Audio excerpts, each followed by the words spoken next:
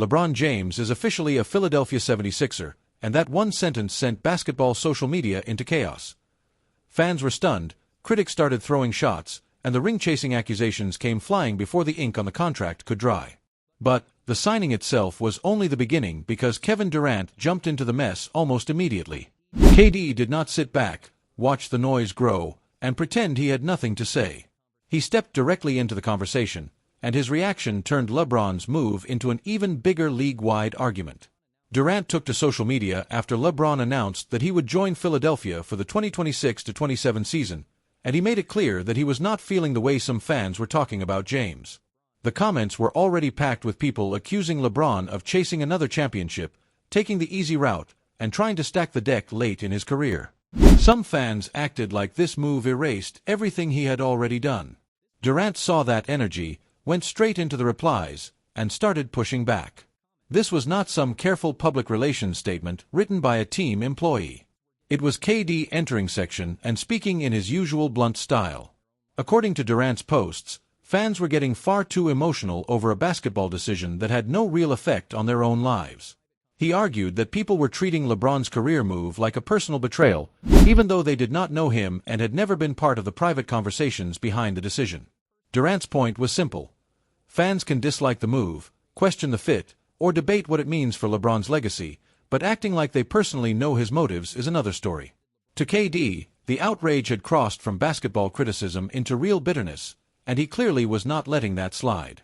Durant also defended LeBron's place in basketball history, describing him as one of the greatest players the sport has ever seen and an embodiment of the game itself. He dismissed the idea that angry comments could somehow erase more than 2 decades of elite production, historic numbers, deep playoff runs, and championship success. In Durant's eyes, people sitting online and throwing insults had not accomplished enough to speak as though LeBron suddenly had something to prove to them. That part hit a nerve because KD was not only defending James, he was checking the fans attacking him and basically telling them their personal feelings do not carry the weight they think they do. And that is where the reaction split wide open. One side praised Durant for defending another all-time great from what they saw as over-the-top hate. The other side accused him of protecting LeBron because Durant has faced the same ring-chasing criticism throughout his own career. Every reply became another argument about super teams, loyalty, legacy, and whether veteran stars should be judged for choosing the best path to another title. LeBron's arrival in Philadelphia already shook the league, but Durant stepping into the fight made the situation more personal and much more explosive. Now, why does Durant stepping in matter so much? Because this is not some random Rockets forward jumping into league gossip. This is Kevin Durant, a man who has spent more than a decade hearing the same ring-chasing accusation now aimed at LeBron James. KD knows how that label follows a player. So, he took the criticism personally, but Durant was not the only major name reacting. Draymond Green, Durant's former Warriors teammate, also jumped into the exchange after KD clapped back at one angry fan. The fan argued that LeBron accepting a discount from Philadelphia was a slap in the face to Lakers supporters. Durant's response was cold and direct. "Your face will heal at some point." That line spread fast and quickly pulled Green into a conversation that was already getting heated. Then Bryce Harper entered the picture. And yes, this had now crossed into baseball too. Philadelphia was buzzing and Harper spoke about the signing before a game against the Yankees. He praised LeBron's career and made it clear that the city understood how huge this moment was. "Obviously, he's one of the greatest ever to do it," Harper said before Friday's versus the Yankees. Harper added that James had been doing it at the highest level for a long time, and he said the whole city was on fire over the news. He asked how anybody could avoid getting excited when the player arriving was LeBron James. Harper even wondered whether LeBron's arrival might carry the same weight as his own move to Philadelphia. Durant was defending James, Green was weighing in, and Harper was speaking for a city ready to explode. That is 3 completely different corners of sports reacting to one seismic move, but the detail that truly triggered the chaos was LeBron's contract. His decision to join Philadelphia on a team-friendly deal sparked instant outrage across the NBA, but Durant was not buying the criticism. The argument erupted after a fan attacked James for reportedly accepting a 2-year $8 million veteran minimum contract with Philadelphia. The fan called the deal a slap in the face to Lakers supporters. Think about that number. $8 million over 2 seasons for the NBA's all-time leading scorer.